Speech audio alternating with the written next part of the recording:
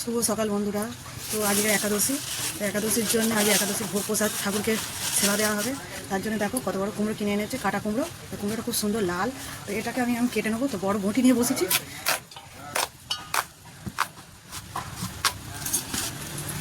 এদিকে উনুনটাও ধরিয়ে দিয়েছি, গরম হতে হতে তো কুমড়ো কাটা হয়ে যাবে।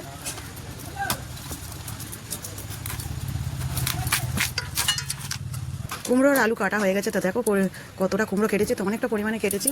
তো এদিকে দেখো কড়াইতে জিরে মরিচটা আমি গুঁড়ো করলাম, তার জন্য ভেজে নিচ্ছি। জিরে মরিচ ভাজা হয়ে যেতে আমি ভেজে নিচ্ছি বাদাম, একটু ভাজা ভাজা করে নেবো, কাঁচা বাদাম।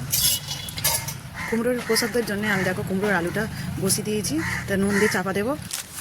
আজ একাদশী বলে তোমাদের দাদাভাই আজ অনেক কিছু বাজার করেছে। কলা কিনেছে, পেঁপে কিনেছে, কাঁচা লঙ্কা, কুমড়ো, বাদাম, মিজরি, জিরে মরিচ, যা যা লাগবে একাদশী সব কিনে নিয়ে এসেছে একাদশী বলে। তো এদিকে কুমড়োর তরকারিটা প্রসাদটা তো হচ্ছে। তা আমি এবার কেটে নেব পেঁপে। তো পেঁপে গাছে আছে, পাড়ার সময় নেই বলে তা কিনে নিয়ে এসেছে। এদিকে কলাটা পেরে এনেছে, তাও ফের তোমাদের দাদাভাই কী করেছে, কলাও কিনে এনেছে। তাই অনেকটা কলা। এদিকে আরেকটা প্রসাদের জন্য সবজি কেটে নেবো, কুমড়ো আর আলুটা হচ্ছে ওদিকে। তো এবার কেটে নিচ্ছি পেঁপে। পেঁপে, আলু, কলা, বাদামটা একটা প্রসাদ তৈরি হবে। তোমাদের বললাম না, এইটা হলো আমাদের গাছের কলা, একটু ছোটো সাইজের।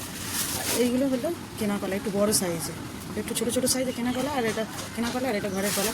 তো আমি তো ঘরের কলা কটা আগে করছি, রান্না হবে ঠাকুরের প্রসাদ। তো শেষে দিয়ে দেবো ঘি। তো এবার দিয়ে দেবো জিরে গুঁড়ো।